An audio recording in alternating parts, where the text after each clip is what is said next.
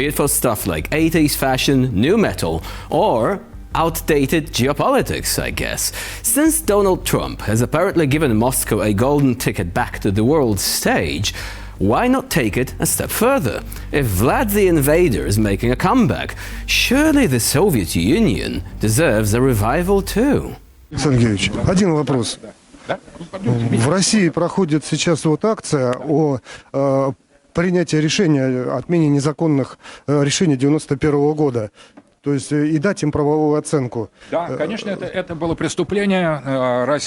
Советский Союз был единым государством, и то, что его развалили, это не имело никакой правовой подоплеки. Но сейчас этот вопрос, наверное, только одними юридическими средствами мы разрешить не можем. Речь идет о существовании уже сложившихся государств. Мы должны учитывать эти реалии, хотя осудить это противозаконное действие по развалу Советского Союза мы должны для того, чтобы строить великое будущее наших братских народов.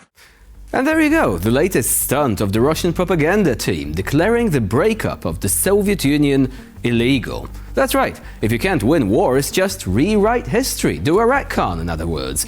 The grand idea being peddled by Putin's pet philosopher and professional hate-monger Alexandr DUGHIN is that the Soviet Union was wrongfully dismantled. And if something was dismantled illegally, then, logically, it must be restored, right? Lithuania, Latvia, Estonia, Georgia, Moldova, Ukraine. Congratulations! You're all invited back into the Russian fold, whether you like it or not.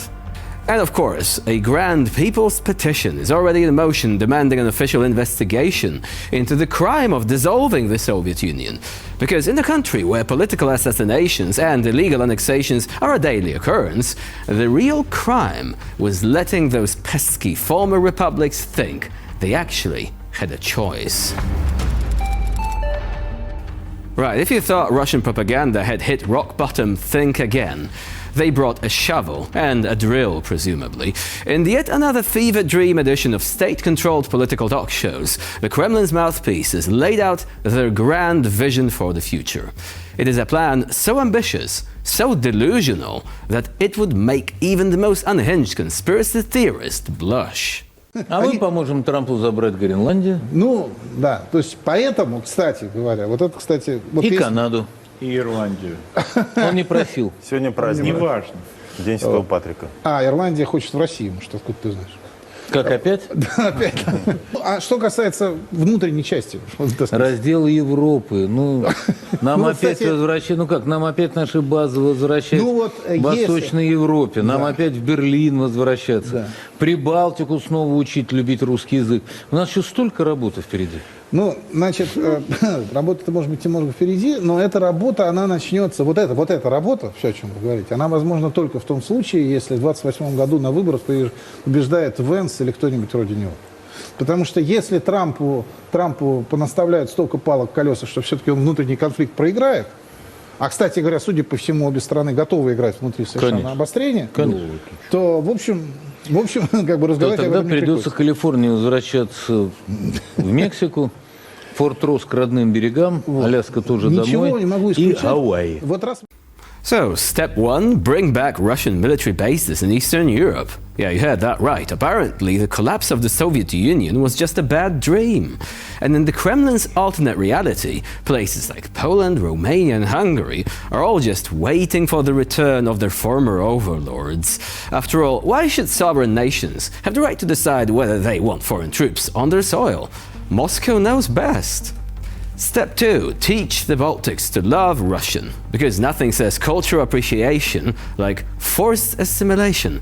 The idea seems to be that after years of oppression under Soviet rule, Latvia, Lithuania and Estonia should suddenly have a change of heart and embrace their imperial heritage. Forget the gulags, deportations and Russification policies of the past. What really matters is that everyone speaks the great and mighty Russian language. And if they don't, well, the Kremlin always has a few persuasive methods up its sleeve. If all this sounds like the drunken ramblings of a washed-up dictator, that's because, well, it is. But here is the problem. these statements aren't just the fantasies of some unhinged TV personalities. These so-called experts are voicing what has already been written in the Kremlin's playbook. We've seen it before. Propaganda precedes action. First, they say it on TV. Then they start looking for ways to make it happen. So, what's next? A reenactment of the Warsaw Pact? The liberation of Berlin? The return of Alaska? At this rate, don't be surprised if Solovyov and company start claiming that Russia should be the rightful ruler of the entire planet. After all, according to their logic, every country that was once under Moscow's control should be forever grateful and eager for its return. History, however, suggests otherwise. Eastern Europe remembers, the Baltics remember, and no amount of propaganda will make them forget. One day, I started wondering which Gen Alpha slang word would get immediately banned among Russian officials. Is it Riz, Skibbity, or maybe Phantom Tax? And you know what? NGL. This one gets an instant ban. Why? Well, because it means not gonna lie. Imagine a Russian government minister, spokesman, or general ever not twisting the truth. Impossible. Case in point, the landmine treaty debate, in which Russia once again indulged in literal brain rot, meaning it's time for Break the Fake to come to the rescue once again. Poggers! Anyway, the story so far. Poland and the Baltics decided to yeet the Ottawa Convention on Anti-Personnel Mines because they feel threatened by Russia's bad aura. They know this is no laugh. After Ukraine, they have every reason to expect Russian negative Riz cringe-lords to do a rerun of the not-so-low-key invasion they did in Ukraine. Seems legit, right? Well, not according to Russia. Apparently they were like, sheesh, you landmine-mugging our troops, bro. Or in plain old English, they don't like the idea of NATO's eastern flank to rebuild its landmine reserves. In fact, according to Russian Foreign Ministry spokeswoman Maria Zakharova, they feel threatened. Excuse me, threatened? One day Moscow says it's the goat of all things military, never missing a chance for some nuke-adjacent flex, and the next, they get spooked over landmines? How can you feel threatened by this stuff anyway? It's not like Poland and the Baltics plan to throw them over the border like frisbees. Also, as Poland's Foreign Minister Radosław Sikorski has pointed out, this is classic Soviet-style diplomacy, by which he meant cringe, to stay true to our verbal theme today. He also added that Russia is issuing threats over Poland quitting the Ottawa Convention, which Russia had never signed in the first place. So yeah, the Russian propaganda hits different, meaning that they're the OG in making the Spider-Man pointing meme into a reality. They point the finger, getting worked up about us quitting a treaty they never signed, but all the LARPing aside, what they really mean is we're triggered that you don't want to be next in line for invasion.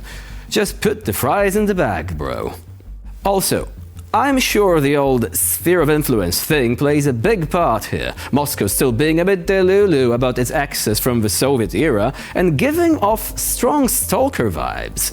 But when the excess in question, plus Poland, which never got into the toxic relationship called the USSR but was kind of forced to stay in its orbit, want to keep creepy Russia away with landmines, then I guess it's Russophobia all over again. Им к врачам надо обратиться, потому что русофобия – это диагноз, это болезнь, заразная, передается. От нее, кстати говоря, лекарства покупать не надо. Нужно знать историю, перестать ее искажать и извращать. Нужно отделять правду от лжи. Это очень хорошая профилактика от русофобии. Yeah, Russia talking about not distorting the facts is peak comedy. As it is, Chad alpha maneuvering on the NATO eastern flank has made Russia salty. But what can it do? Right now they are starting the real-life equivalent of a flame war on some obscure subreddit, because NATO Russophobes would give Russian troops the landmine treatment instead of rolling out a red carpet, which, to keep our brain rot slang intact, is just dog water, no cap. Alright, next time we're doing our episode in Shakespearean English for a change. Fare thee well. And with this, we conclude this episode of Break the Fake. Please stay with us here on TVP World for more latest news and updates.